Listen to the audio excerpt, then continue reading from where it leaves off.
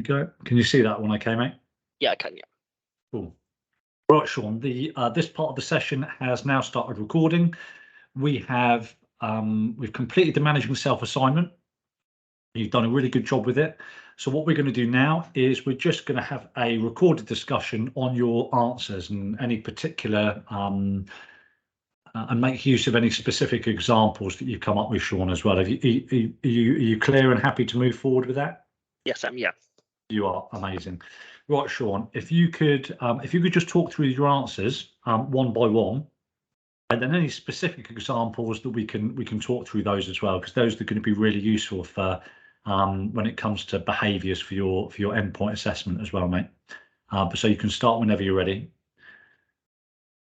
So what is self-awareness? I put it is the ability to focus on yourself and how your activities, thoughts, and emotions do or don't align with your internal standards.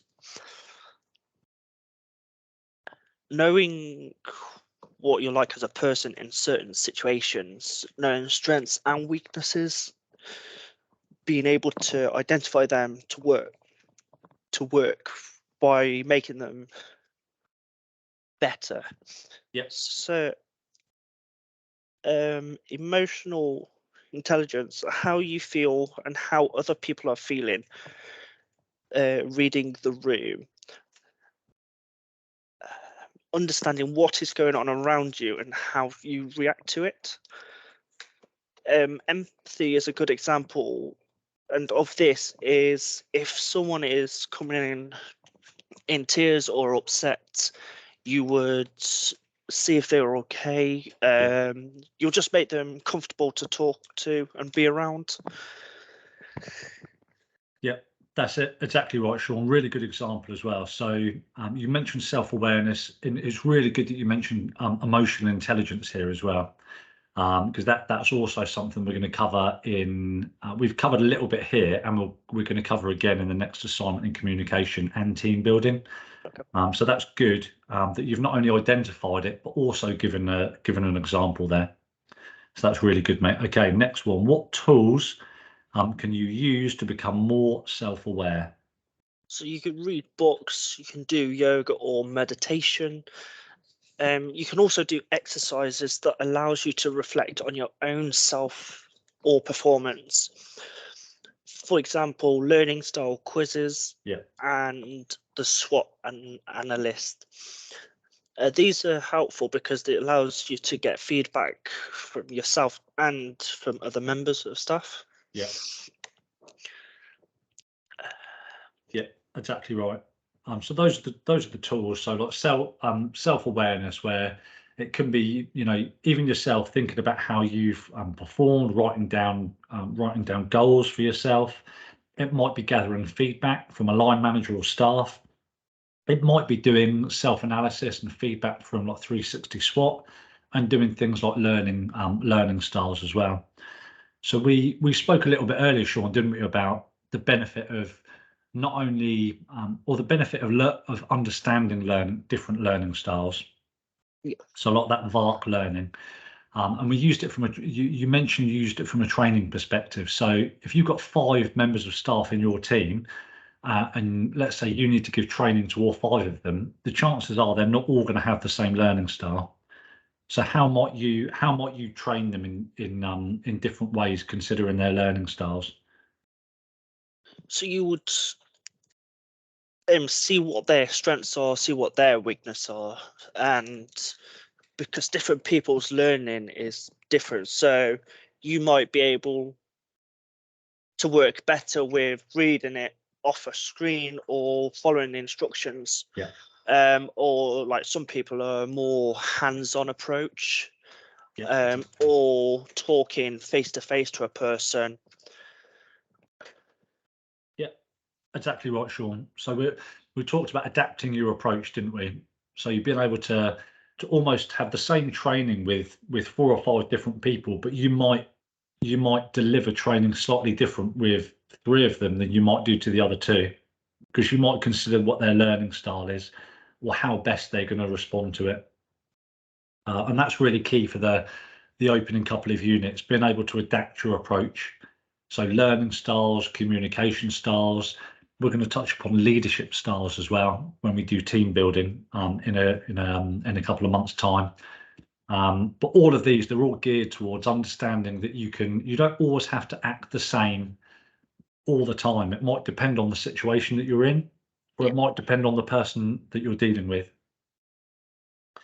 Okay, excellent. Next question, Sean, is what is unconscious bias? So unconscious bias, it means favoritism towards or prejudice against people of particular ethnicity or gender or social group that influence one actions or perceptions. This would be bias if you know what you're doing because it's deliberate. Yeah. Unconscious bias is when we do this, but we don't recognize why or how it might be taken negatively. Yeah. Yeah, exactly right, Sean. And we used the recruitment example, didn't we? Yeah. Where we spoke about let's say hypothetically you need to take an interview. Now you're in the security industry, so 90% of 90% of people within the security industry are probably male.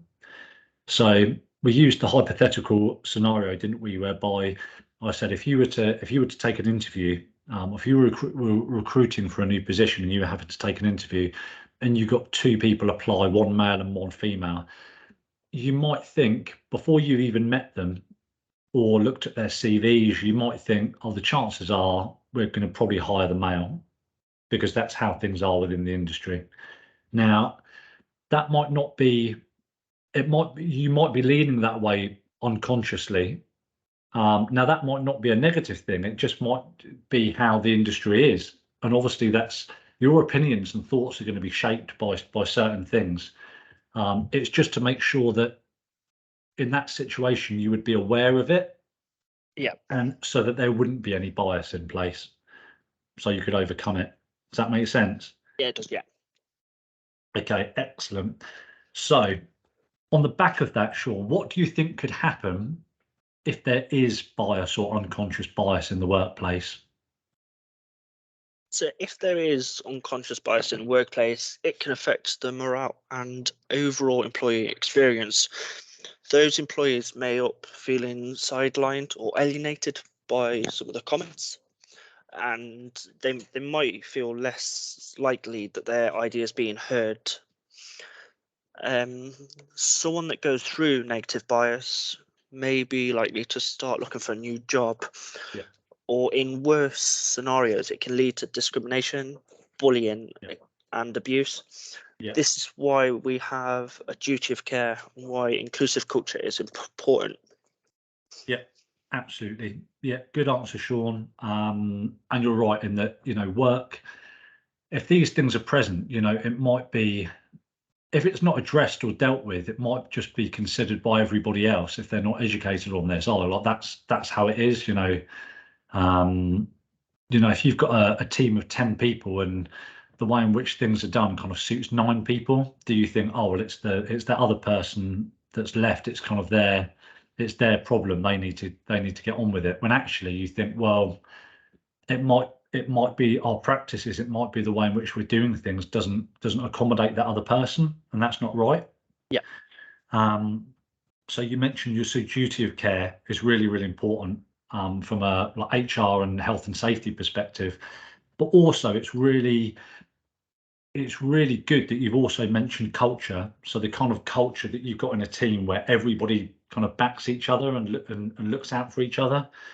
That's really, really good. And we'll actually do a completely separate unit, Sean, on organisation culture and strategy a little bit later on in the course, where we'll look in more detail about why culture is important, what effect it can have on staff as well. Okay. In line with that, so we've mentioned inclusive culture. It's important that your workplace is inclusive and it welcomes and accepts everybody. So if we just talk about what is inclusivity, Sean, and how you've then promoted inclusion within your workplace. Yes, it's the fact of including all types of people, things, and ideas, and treat them fairly and equally. Respect and fairness is vital in a team setting and also for relationships between staff and managers, Yeah, and accepting and welcoming of everyone. yeah, spot on. Exactly right. So that's what inclusion is, to make sure everybody feels included, everybody feels valued. So no one's feel discriminated against or left out. So in what ways have you promoted inclusivity or inclusion within your workplace, Sean? So treating everyone fairly and equally, no matter how or the way they work, because people have different ways in working. Yeah, For example, Ramadan in workplace, they might have to have a different schedule or yeah, different rota to everyone else, yeah. because it has to work around them. Um, That's it. And that's it, that's that's a really good example, Sean, as well, because we said, didn't we, if there's not education within that team, people within the team might be thinking, oh, why is this member of staff, being allowed all these breaks? Why are they allowed to eat at certain times? And it's important because from a religious perspective, where your workplace recognises that's going to be important to them. yeah. And so it should therefore be important to all the other staff that's seen and that's accommodated as well. So education is really, really important part of kind of communicating why the business does certain things and why it's important. Okay, moving on, Sean, we're now going to talk about kind of scheduling, time management, prioritizing, how you go about your day, that kind of thing. So how do you plan your daily activities? I have a set routine. Yeah, There's a rota that I'm on, so it's Monday to Friday. I yeah, have set hours 7 a.m. to 8 p.m. Scheduling or schedule and write tasks down and to-do list. yeah. Yeah, that's it, mate. So that's how you know exactly what you're doing and when you're doing it every day. So you've got a set routine, the rota, you're working Monday to Friday, you know what your hours are. In terms of scheduling and task list, you know that within the hours of 7 a.m. and 8 p.m., there'll be certain tasks that you need to do at certain times. And so you plan those and you schedule them in. And that's how you plan your day. Okay.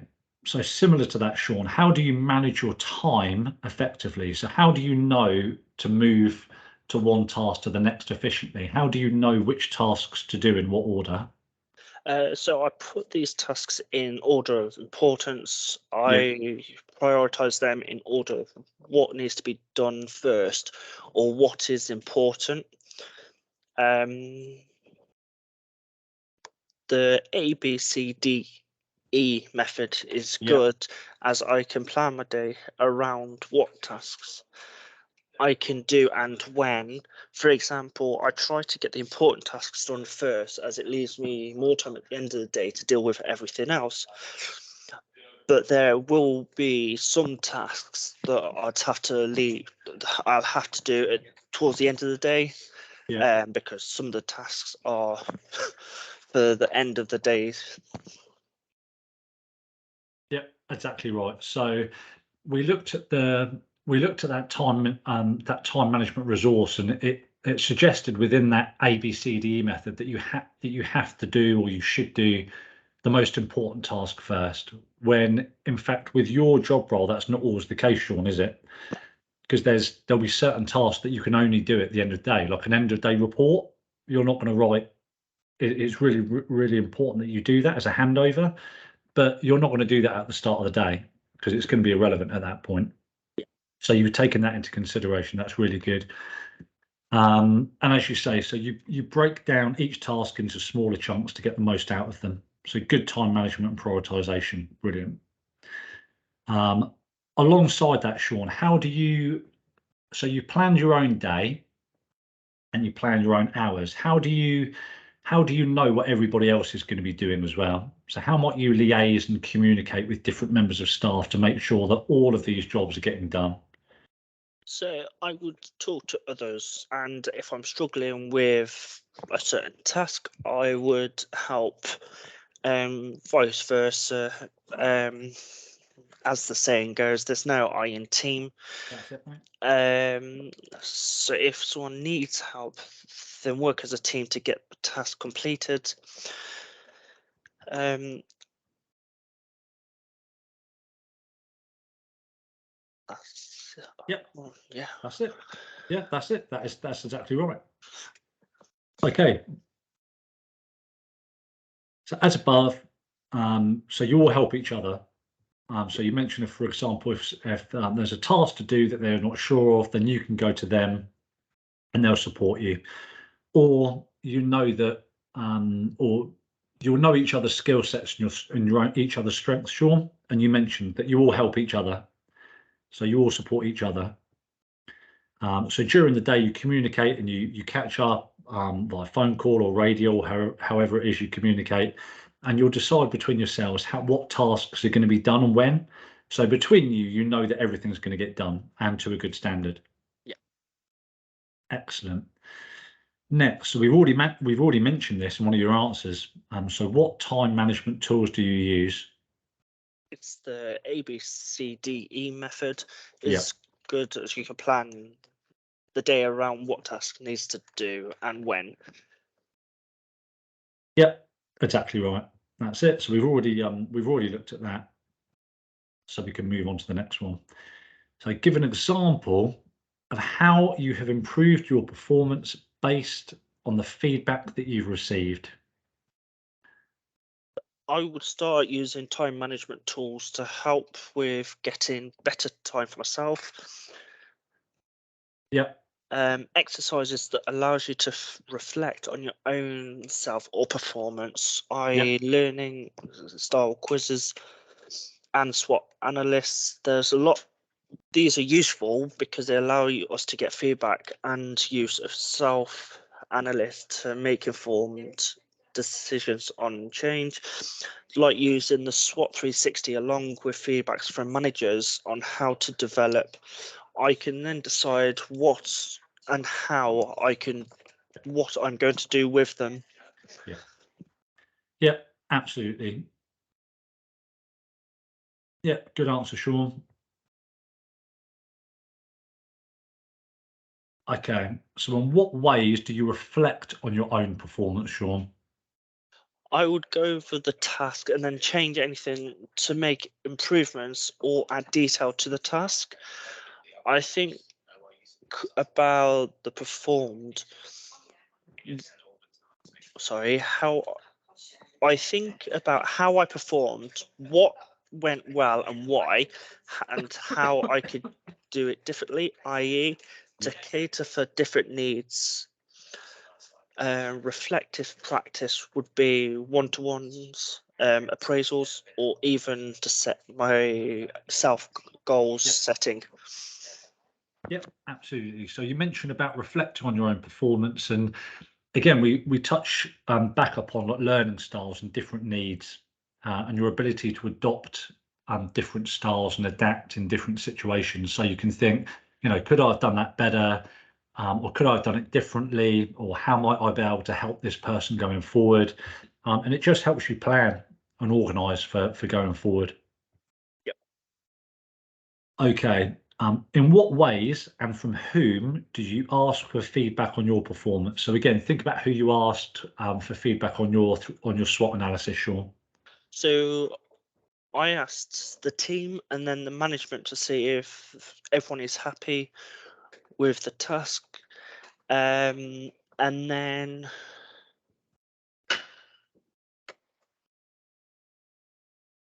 oh, sorry, I lost where That's I it. That's okay, mate. If am. you lose your place, that's it. So you said exactly that. So staff and management. So that's how you ask for feedback. The more people you ask, the more well-rounded feedback you're going to get and different opinions that you can then take on board and decide how you're going to respond to those kind of positively and proactively. Okay, and the last question, Sean, is describe how you created your personal development plan. Where did you collect the information from, and what activities were required on it? So I used the learning style questionnaires and the SWOT 360, Yeah, where I used self-analyst and gained feedback from managers and the staff. I took this and considered areas of development, and this is how it was created. yeah, that's it. And so the 4 things that we put in there were, Communication with staff and members, patience with others, knowledge of team member skills, and presentation skills. that's it. Exactly right, Sean. So that's what the 4 things that we put onto the personal development plan, and we've made a plan for that, haven't we? So how we're going to go about it, the number of hours that it's going to take, when that's going to be reviewed, and we're going to use that as a reflective document as we go through the course. So each time we do a formal review every 10 to 12 weeks, we'll also look at that, and we can reflect upon it and update it accordingly as well. Right, Sean, that is everything. So you've done a really good job with that, mate. So I will pause the recording there and we'll get that uploaded.